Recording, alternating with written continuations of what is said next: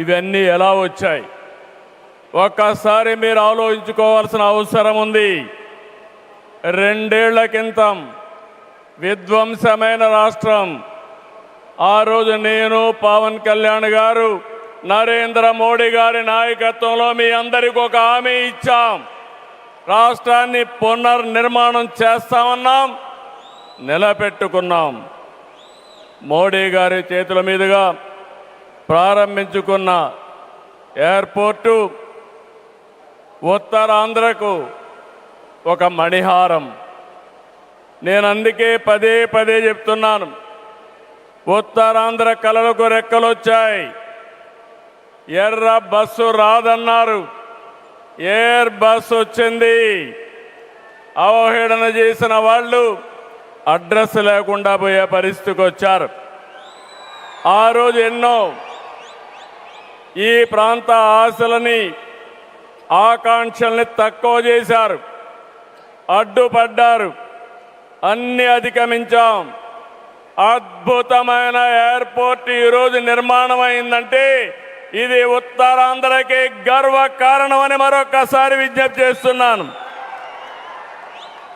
కొత్త ఎయిర్పోర్టు మన్యం వీరుడు అల్లూరి సీతారామరాజు పేరు పెట్టుకున్నాం.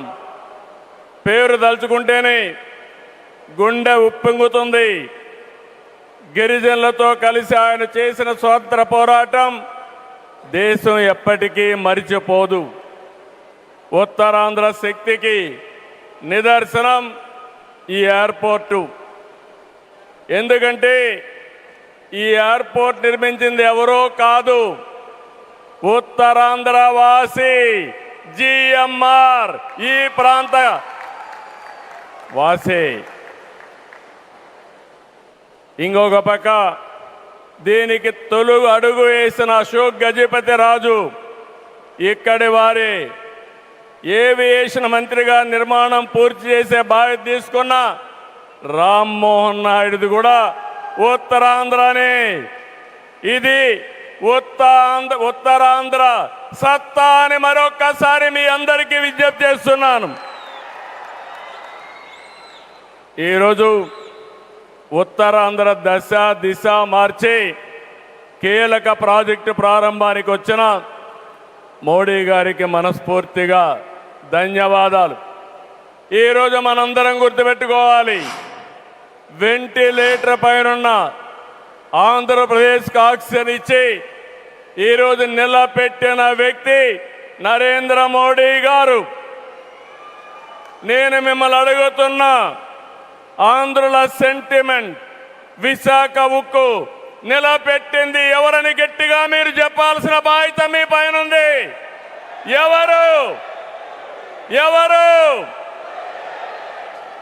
విశాఖ రైల్వే జోన్ మంజూరు చేసి విభజన హామీని నెరవేర్చింది ఎవరు? పోలవరానికి సాయం చేసి గాడిన పెట్టింది ఎవరు? రాజధానికి నిధులిచ్చి పనులు పునఃప్రారంభించిన వ్యక్తి ఎవరు?